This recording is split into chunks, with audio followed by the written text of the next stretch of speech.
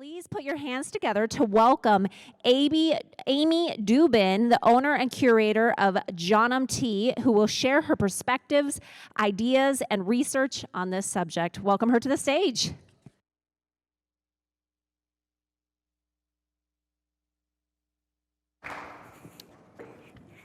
Hello, how is everybody this morning? Good? You're here, so excellent. Glad to see that. Before I get started, I have two things, one of which is please turn your cell phones to silent. And the second is, at the end of my talk, right here at on the stage, I have some postcards and business cards. Please leave your business card, as I will be selecting a random winner of a full size of spectacular world-class Indian tea that I will send to you. And it's accompanied by a class in how to make it, serve it, and store it. So, all right, so we're talking about appetite for change, crafting the restaurant experience. So I have my little pointer here. So who am I? I am Amy Dubin Nath, and I have been in the field of Indian tea for about 20 years. And this is a photo of me in 2002, the first time I ever smelled fresh tea right out of the garden. And that day, that actually specific day, I started developing a really a deep interest in tea. The craftsmanship of tea is something that really, a lot of people aren't even aware that it's a leaf. So why does it matter? It matters because how tea is made, the craftsmanship that goes into tea is so labor intensive that when you're talking about a restaurant experience, all of that work gets overlooked. So in recent years, we've heard more about Kobe beef and people mentioning applewood smoked bacon. There's like these. Now more and more people are starting to recognize and mention the special techniques that go into the food that's presented.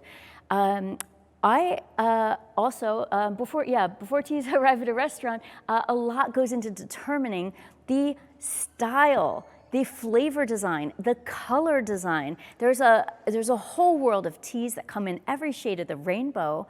And so in New York City for the past 4 years, I've run an afternoon tea room. So we're talking about craftsmanship in a restaurant experience. That couldn't be more of a craft experience. What our guests are really paying for is food service and atmosphere. So when you have a menu where tea, something like tea, or think of any item on your menu, this could apply to any item on the menu, is kind of sidelined. It's like an afterthought, like, oh, I guess we should offer our customers some tea. I suppose we'll get some tea bags and just have it in case people ask. What's happening is that the vision of the restaurant, and especially in fine dining, is obscured in that presentation. You have more people knowing about tea. You have more information, you have more media, you have more people talking about the health benefits. But then when it comes to a restaurant experience and having the opportunity to elevate your vision, elevate your brand in the presentation of everything on your menu, especially tea, something gets lost in translation. At least that's what my experience has been. My quote is, okay, I hope I'm not offending anyone. In most dining experiences, tea is thoughtless at best, and at worst, poorly executed. And so how can we, now that people are coming back to restaurants, they're coming back and they still expect the same level of service as if you have a full restaurant full of staff.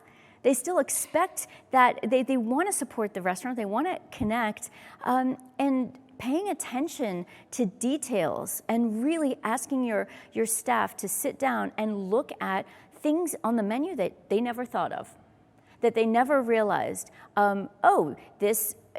Okay, with the proteins, you usually have it, is this Chilean sea bass or what have you, but really uncover those afterthought items.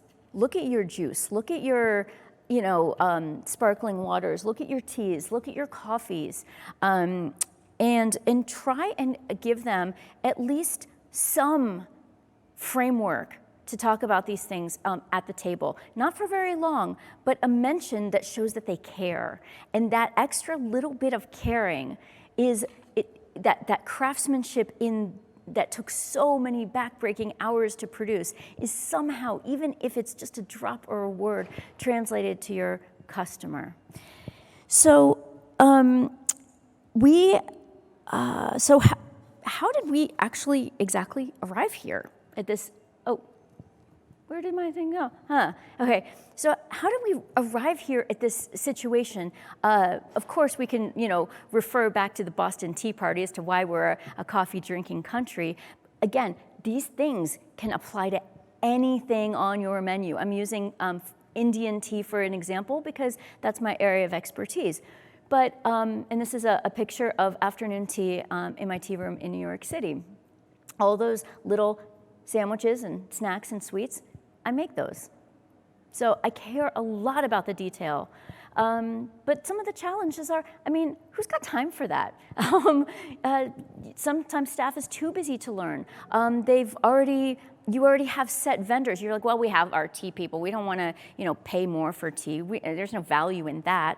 You can't find quality education. If you wanted to educate people on lettuces, where are you going to send them? How do you expect your staff to grow and invest further in ownership of the presentation in your establishment if we're not giving them quite enough tools and quite enough education to be able to speak about them and and it can be anything, affordability of the product. You're like, again, like why should we spend X amount of money more? It's because those customers that are coming, they expect your vision to be reflected in every single touch point within that restaurant experience. How many of you have gone to dinner, ordered a $50 plate of food and think, oh, I'll have a tea, and then the waitstaff comes out with an empty cup and puts an empty cup in front of you, gives you a couple of tea bags. It's just, there's other ways to do it. There's other options. And some of the other challenges, the belief that nobody cares. Assumption, it doesn't matter. Nobody is gonna know the difference if we give them this one tea that's 5 cents a unit or this other tea that's 10 cents a unit. And the cost of marketing that information is just too much money. These are beliefs. Some of these are just like flat out not true. So what can we do? What we can do is better to procure and showcase the ingredients and highlight the ingredients in a way that reflects our restaurant's brand. Why not improve your product offerings? Why not, for the pizza place, if you're using real cheese, I had no idea. I lived in New York City 18 years. I had no idea a lot of pizza places didn't use real cheese. It didn't even occur to me. So if you are a pizza place and you're using real cheese, that's a big deal. You should say that and highlight it and talk about that cheese and talk about that, like the craft of that cheese. And if it's $1 a slice, okay, fine. But all I'm saying is to amplify the ingredient. Amplify the ingredients. Whatever that may be, because, hold on a second. So mentioning how the cheese is made and things like that, what it does is it creates curiosity. Oh wait, you said your pizza has real cheese. That's great. I'm so glad, and you taught me a little bit about cheese. I had no idea. Why am I not eating real cheese on pizza? It starts to beg the question. And it's the same thing with other things, coffee or tea. If you're a restaurant and you're just like, hey, we've got the best tea program in American fine dining in Chicago, Illinois, then the question becomes like, well, what does that mean? And why isn't everyone doing that? Right? So it becomes a marketing tool. It becomes a PR tool. It becomes a way to attract new people to get butts in seats. So, where did it go? Hold on. I'm not quite sure what is happening. It needs to go back a slide. Okay, here we go. Curiosity, yes, this is my point. Curiosity improves demand. It means more repeat customers. They want to see what the new ingredient is. They want to see, oh wow, you're using that? That's cool. I just read about that in Thrillist, or and making that like social media brand connection in the minds of consumers, so they know how to think of you, so they know how to position you. So when they're in that mood for that like, oh, I've got a real hankering for that flavor, yours is going to be the only place that they're going to go. And another tidbit in this curiosity department is that when people have that curiosity, then they're going to ask the wait staff about it. And then this is a great opportunity for the waitstaff to say, oh, you know what, I don't know that, let me go find out. Or they already know it and they show it and they care. And that moment of, I want to get you this correct information, I'm excited for you to be here dining with us, like that's the emotional connection. To me, that's where the demand is. So if you become enlightened a little bit about the economy of products, some of those things I talked about earlier, those challenges start to fade away. So what I mean by that is, for example, with tea, and this is my, of course, favorite subject to talk about, if you are in a restaurant and you serve tea bags, right? You think, okay, that's cheap, that's easy. It's just a tea bag, right? You're paying for the tea, but you're paying for the tea bag, the staple, the string, the little thing, the packaging. You're paying for all of these things that aren't the actual product. And so, your average tea bag retail is something like 16 cents. Sometimes it could be 25 cents for like really nice, silky pyramid tea bags, but it's about 16 cents.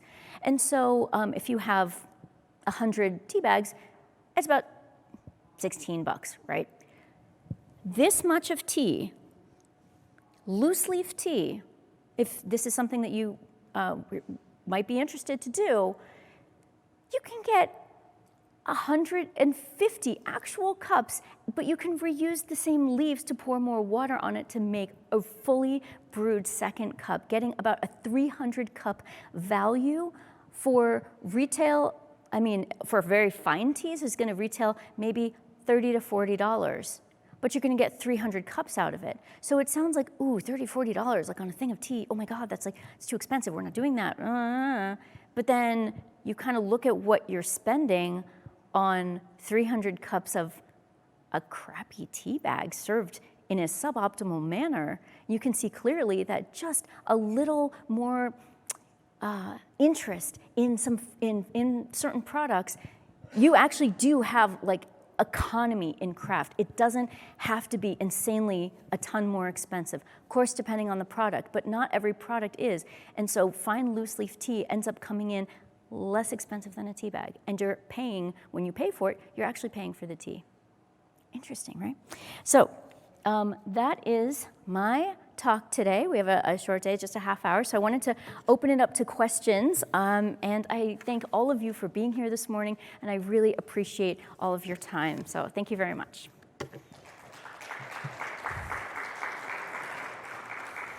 Do we have some questions? There's a microphone here in the middle.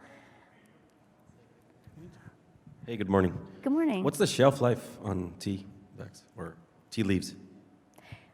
Great question. All depends on how you handle it and store it. If it's stored properly, meaning something that is in foil that you can fold over, you get all the oxygen out, you don't put it in the refrigerator, you don't stick a wet hand in there, you actually handle it properly, 2 years. It's not a perishable good. It lasts a long time. And you don't need much. So, if you're like, oh, well, get 3 teas or something, we'll start serving those. Your spend, might be $100 quarterly. You don't need a lot of tea. It's like any fine product. A little goes a long way, and it lasts a long time. Thank you. Yeah, great question. Anyone else have a question? Oh, okay. I can't see you. Yes. If you're going to use loose leaf and do a proper tea service at the table, how long do you need to steep that tea before it actually goes to the table for consumption? I love that question. So, if you use It's all about quality, right? If you use poor quality tea, and it might overbrew and get bitter in 30 seconds to a minute.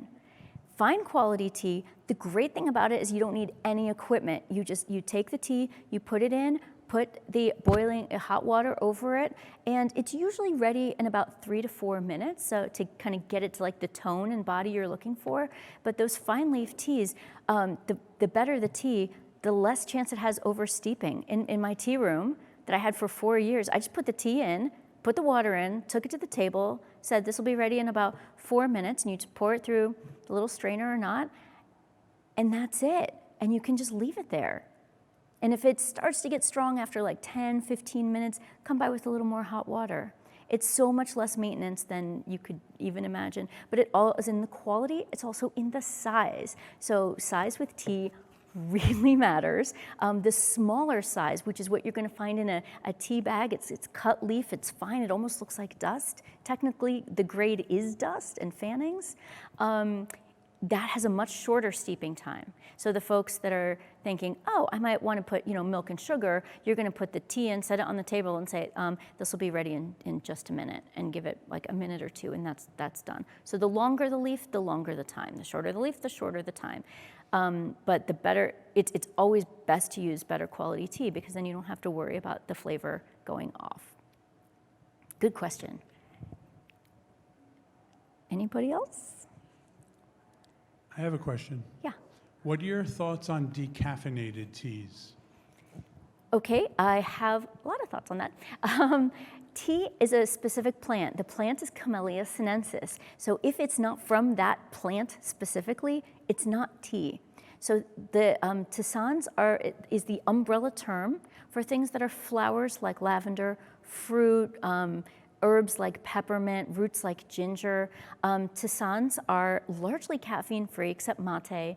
So I think it is nice to offer caffeine-free options, because you really actually, if someone's sensitive, they really should not be having tea at all. Tea naturally has caffeine. And if you see decaffeinated tea, what that means is it's gone through a process of decaffeination. It doesn't mean it has arrived at being caffeine-free. It's pretty impossible to extract the caffeine completely out of tea and still leave it with a little bit of flavor. So again, if you are very sensitive to caffeine, tea itself, Camellia sinensis, white tea, green tea, black tea, oolong, matcha, pu'er, those things are not substances that you could have. So I think that knowing what you're giving your customers, what they're paying for, what the value of those things is. Tea is backbreaking to make. Peppermint's a weed, and it grows everywhere. So understanding like the value proposition you're putting in front of your customers makes a big difference too. Great question. It looks like there's a hand in the back.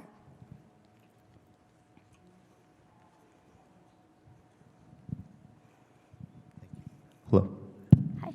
So the question I had is, what are you seeing in the tea industry in terms of up-and-coming trends? To further clarify, I mean, are consumers, specifically in North America or in the US, are they looking for like more of black teas versus green teas? Are they looking for certain flavors in their blends, like as you had mentioned, peppermint?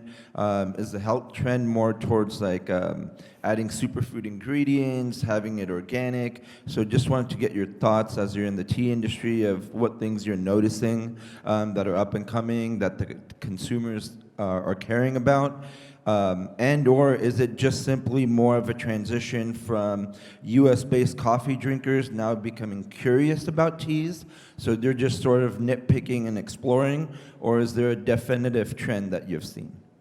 Thank you. Excellent question. So a couple of things. The number one thing that I've noticed is that people are looking for novelty.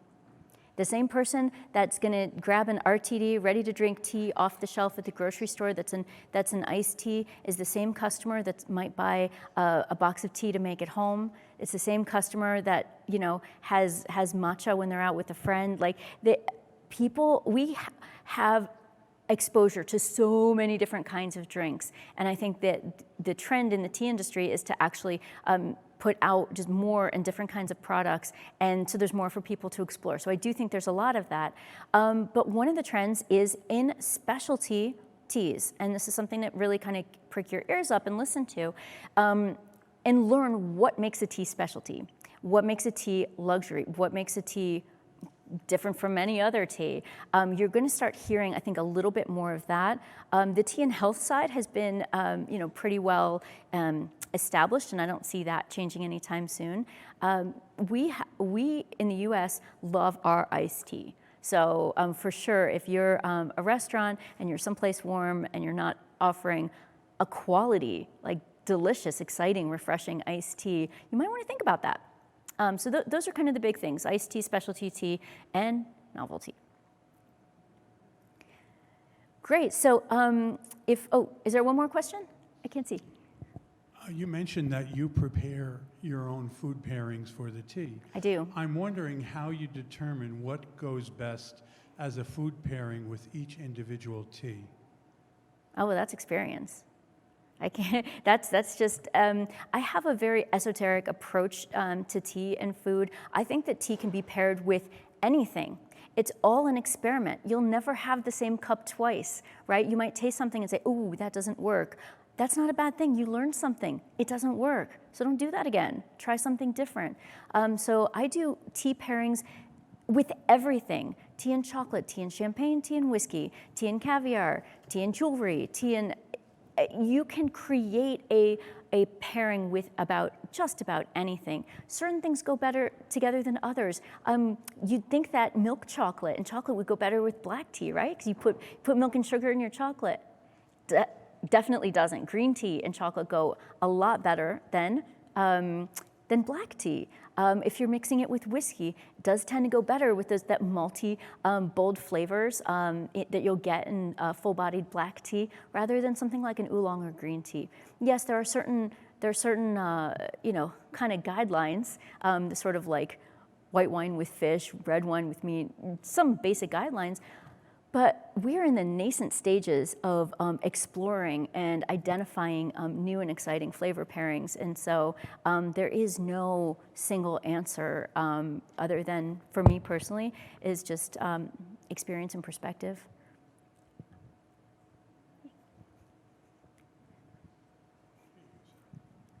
Well, you said it, so I have to ask. What tea do you pair with bourbon? Okay, so yeah, right? The short answer is depends on the tea and depends on the bourbon. Largely speaking, broad brush strokes here. What you're going to look for is a smaller short leaf tea. In India in particular, they have two main styles of black tea: cut leaf, that kind of, the tea is put through something that almost looks like a meat grinder, and it cuts the leaf into little teeny tiny pieces that resemble dehydrated coffee. And because you've got these smaller pieces, you have more surface area, it's more condensed, so when you brew it, it has more body, it has more color. It doesn't necessarily have more flavor, that just is depending on the tea. But largely speaking, it's that the tannins in tea, certain tannins, react really well with bourbon. I mean, a hot toddy, it's a tea and whiskey, it just generally goes really well together. But if you've got something, you have to decide which one has the stronger flavor. Are you going to have something that highlights the bourbon and the tea is there to like kind of just elevate the flavor? Or do you want something that's well balanced? Or is it really about the tea and bringing out the tea, and the bourbon is just like a splash? So proportion really makes a big difference too. But broad brushstrokes, you're going to look for short leaf teas. And in those types of situations, you're going to want to, if it's a bar or something or a restaurant, you can pre-batch a whole big thing of it and stick it in the fridge for like 2 weeks. Tea does not go bad quickly. And so you can use that in all of your mixology purposes. And the other fun thing you can try is actually taking, if you've got a bottle of whatever, bourbon or whiskey or has to be like a decent quality. Maker's Mark is great for this. And you take about, I eyeball it, but about a handful of black tea, and you stick it right there in the bottle, and you steep it in the bottle. And you leave that for a couple of weeks, and you will actually get a really nice tea and bourbon balance when you like cold brew in the bottle. I know, it's so fun. Is there another person? Okay, oh, hi. Hi, I had a question about Some teas I find give me more of like a euphoric effect, and I don't know if that's the caffeine content, but specifically like oolong teas. Is there a reason for that, or is it just caffeine? Oh, really interesting. It's a complex set of factors that go into making you feel how you do. And this is one of the things that I never, like capital E, talk about tea and health. I can't tell you if you drink this tea, you're gonna lose weight or be prettier or smarter or sexier. Or I can't tell you that. Everyone, and some people are so sensitive to caffeine, like I said earlier, they have a drop of tea at 2 o'clock, they can't sleep all night. It's all chemistry. And so yes, there is caffeine naturally in tea. Did you know the caffeine in tea and the caffeine in coffee are different? Did you know there's different kinds of caffeine? I know, crazy. It could be the moment that you're in the present, that you're enjoying, that you're just like feeling like a pleasure from having it. I can't account for that specific thing, but there's nothing in tea that like makes you high, basically. Okay, so I'm going to wrap up by saying the card's here on the front. On the back side, there's a link to my calendar. I'd love to talk to any or all of you. And just pop a half hour on the calendar. It's free, and I'd love to help you in any way, in craftsmanship, in tea, talking about afternoon tea, and ideas behind the bar for mocktails and things like that. And I hope all of you do very well and are very successful in your endeavors. Thank you so much.